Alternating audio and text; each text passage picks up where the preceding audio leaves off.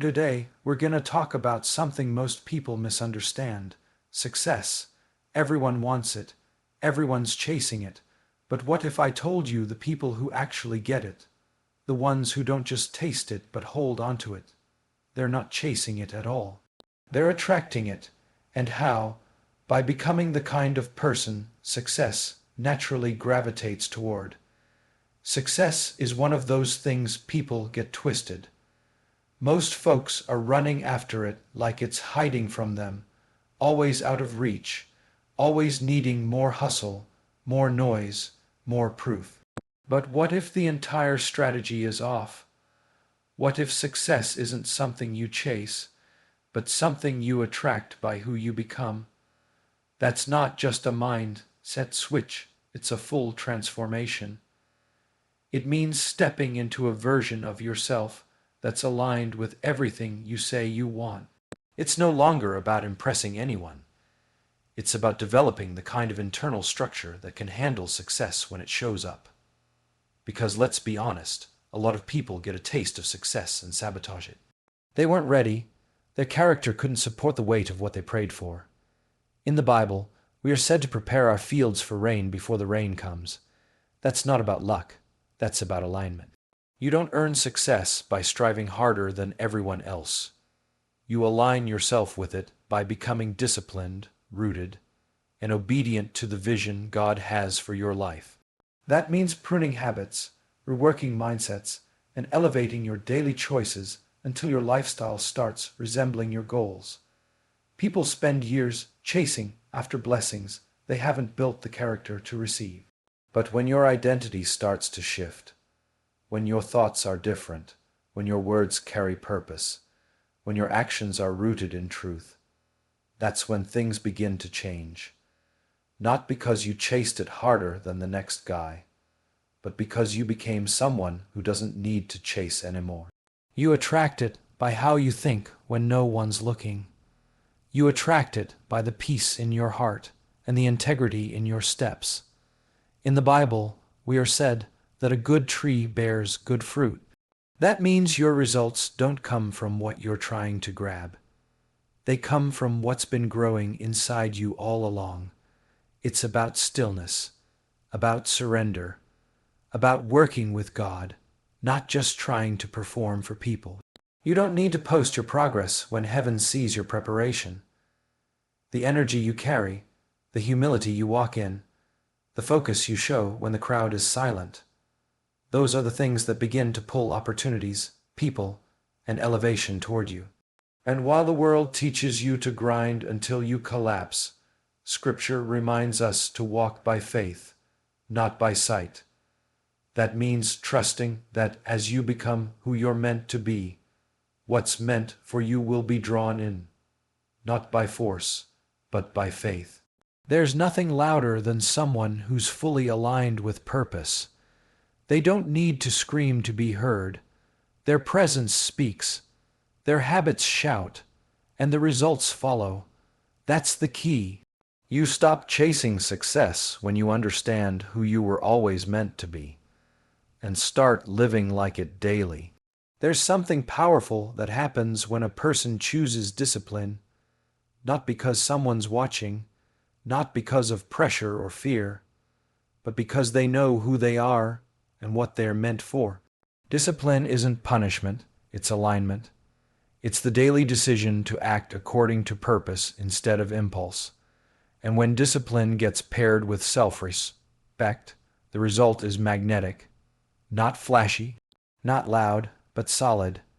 People feel it before they even understand it. That's because discipline builds a presence. It sharpens your voice. It gives weight to your name. And all of that starts in the unseen moments. The mornings you get up even when you don't feel like it. The quiet choices to do what's right instead of what's easy. The standards you hold yourself to when there's no applause.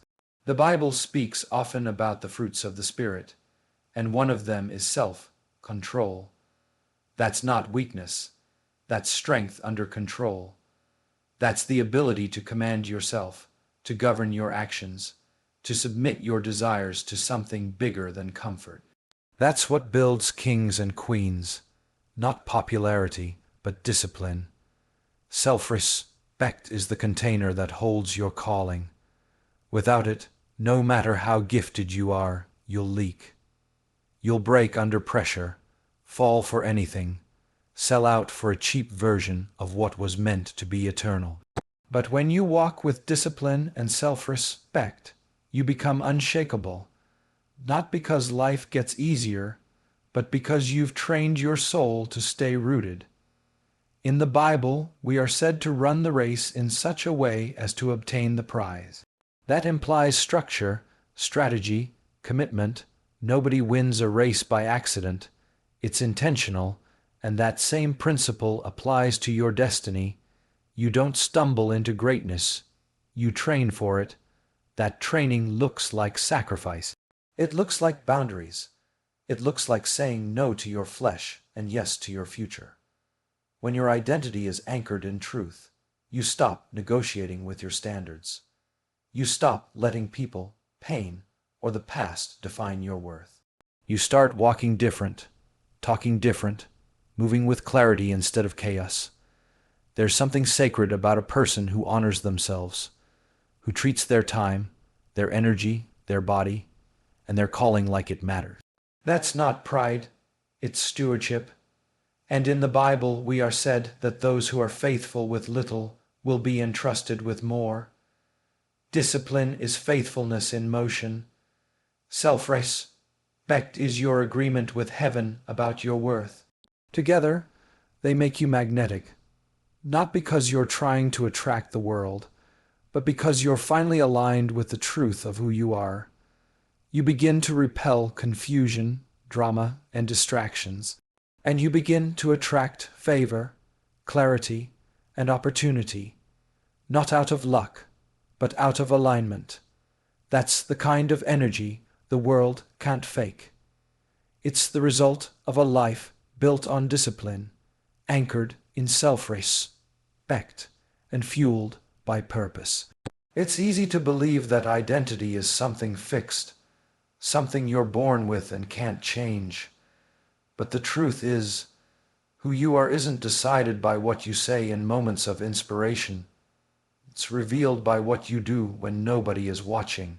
Identity is shaped day by day, action by action, habit by habit. You don't become a strong, wise, focused, or disciplined person by saying you are.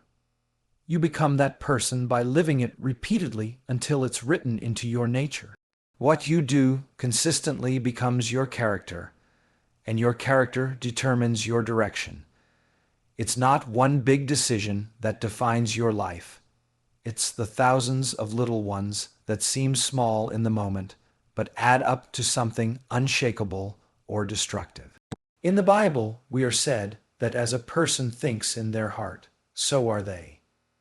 But it's not just about thoughts. It's about the way those thoughts flow into patterns, how repeated thoughts become repeated choices, and how those choices carve out the shape of your life. You don't have to announce who you are. People can feel it, the energy of someone who's built something inside them, something real, something forged in discipline, is different. There's a peace that surrounds someone whose habits match their value. And there's chaos around the person whose habits are at war with their dreams. Many people say they want to change, but they keep living like the old version of themselves. You can't step into a new future with old habits. You can't walk in freedom if you're still bowing to the same distractions. Identity isn't just about belief, it's about behavior. You show yourself who you are by what you repeatedly allow, tolerate, pursue, and prioritize. In the Bible, we are said that faith without works is dead. That means belief isn't proven by what you say you'll do. It's proven by what you actually do when it counts. Habits are more than routines. They're spiritual agreements. Every time you choose discipline over comfort, growth over stagnation, purpose over pleasure, you're not just changing your day. You're rewiring your identity. That's the work that nobody sees, but it changes everything. You start to trust yourself. You start to walk with integrity. You become someone who can carry weight, who can handle promotion, who can lead without losing yourself. We are warned in Scripture not to be double-minded, tossed by the waves. And that double-mindedness often comes when what we say we believe doesn't align with how we live. But when your habits begin to reflect your highest calling instead of your lowest craving, something powerful happens. You don't just do different things, you become a different person. One who's steady, one who's trustworthy, one who's being refined into someone's success doesn't overlook, because they've already been shaped in the quiet. That's the kind of identity that lasts. Not built overnight, but built every day you show up and act like the future you're claiming already belongs to you. Most people are trying to fix their lives by changing the outside, switching jobs, ending relationships, chasing new goals, running to new cities. But what they don't realize is that the external world is just a reflection of their internal world. The way you see life, the way you experience people, the opportunities you attract or push away, it's all shaped by what's going on inside. If there's bitterness, fear, insecurity, chaos, or resentment running your inner world, then your outer world will start looking like that too. And no matter how hard you try to rearrange the outside, it won't bring lasting change until the inside is cleaned, healed, and aligned. In the Bible, we are said to guard our hearts, for everything we do flows from it. That's more than emotion. It's a call to protect the inner environment that governs every part of our lives. Your thoughts are seeds, your beliefs are soil, and your habits are the sun and rain. What grows out of that system is not random. It's predictable. A negative mindset will never produce a positive life. A heart full of fear can't walk fully in faith. The reason many people stay stuck isn't because the world is against them. It's because their internal mirror is cracked. They keep seeing distortion and thinking it's truth. When peace lives inside you, peace starts showing up around you. When you learn to lead yourself in discipline, direction begins to find you. But when you carry anger and blame and resentment, it poisons everything you touch, and you keep wondering why nothing feels stable. We see in Scripture that a good tree cannot bear bad fruit, and a bad tree cannot bear good fruit. That tree is you. Your roots are your beliefs, your thoughts, your spiritual alignment. If those roots are deep in fear or pride or victimhood, then the fruit of your life, your relationships, your finances, your choices will reflect that. It doesn't matter how good your intentions are if your internal wiring keeps short, circuiting the blessings you were meant to carry. In the Bible, we are said to renew our minds daily. That renewal isn't just mental, it's spiritual. It's an inner rewiring that changes what we attract, what we tolerate, and what we become. When you shift inside, the world doesn't change magically, but your experience of it does. You begin to notice things you once ignored. You stop accepting things that used to define you. You no longer get pulled into every storm because peace has become your new baseline. And it's not because life got easier. It's because your soul got stronger. What you tolerate within becomes what manifests around. That's why healing, honesty, prayer, and reflection matter. Not because they're trendy, but because they realign your core. And once your core shifts, your entire world starts responding differently, not by coincidence, but by design. Your edge is your clarity, your discipline, your fire, the part of you that's locked in, focused, committed to what you're building and becoming. But your environment is constantly either sharpening that edge or slowly dulling it. The people around you, the conversations you entertain, the habits you normalize, the spaces you stay in too long, all of it matters more than most people realize. You don't rise above your environment, you reflect it. If you spend enough time around people who live in fear, you'll start hesitating.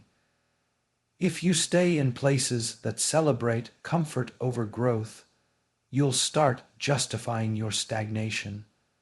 That's how environments work. They work on you.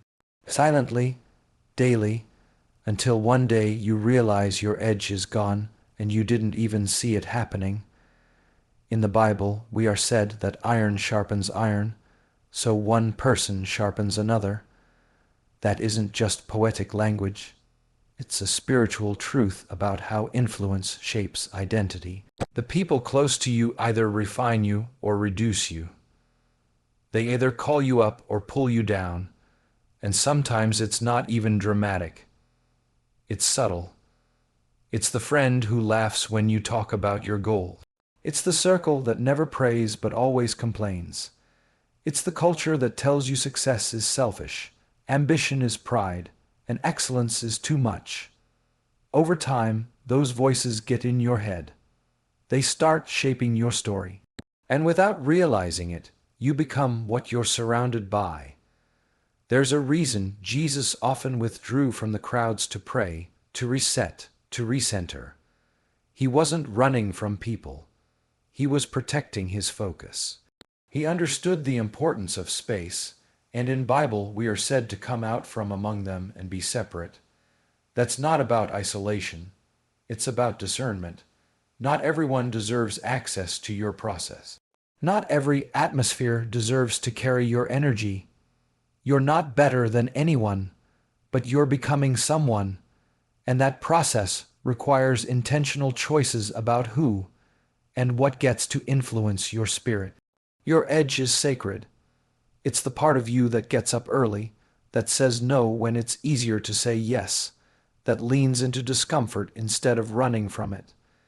And your environment is either sharpening that edge by pushing you toward purpose, or softening it by making mediocrity feel safe. Sometimes elevation requires separation, not out of judgment but out of clarity. If you want to go where you've never been, you can't keep surrounding yourself with what's always been.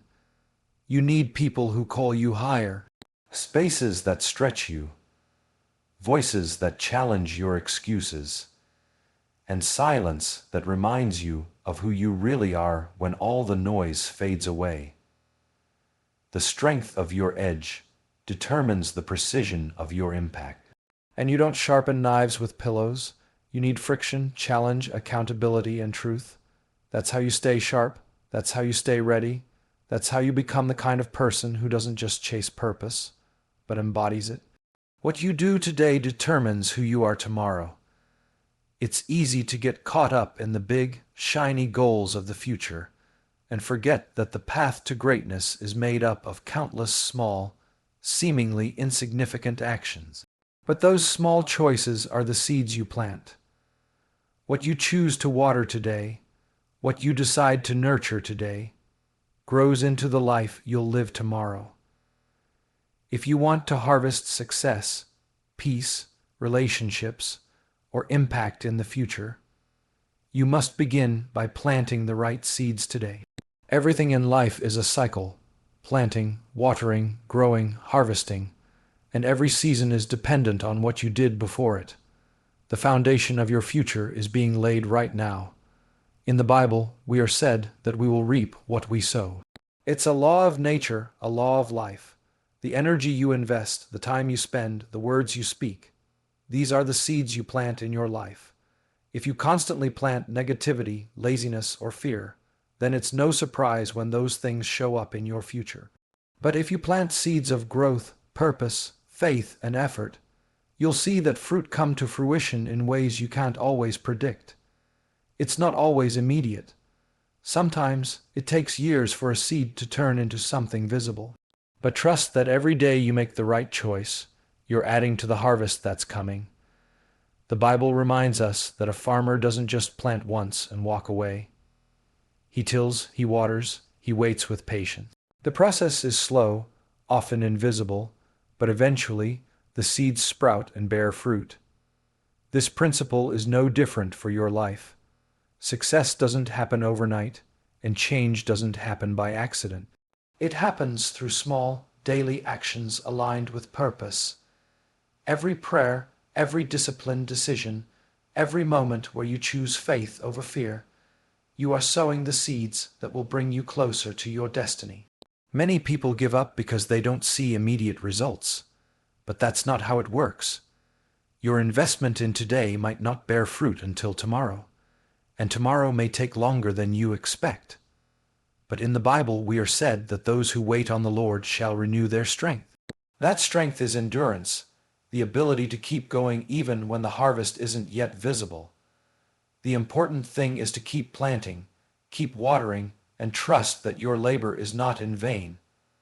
Every small act of faithfulness, no matter how insignificant it seems, is building a legacy. You're not just living for today, but for the future you're creating. What you plant in your relationships, your work, your health, and your purpose will show up in the harvest. If you plant dishonesty, you will reap distrust. If you plant laziness, you will reap missed opportunities. But if you plant love, you will reap connection. If you plant consistency, you will reap progress. The seeds you sow today will create the future you walk into tomorrow. There's no magic formula, just consistency, diligence, and faithfulness in every action you take, no matter how small it seems.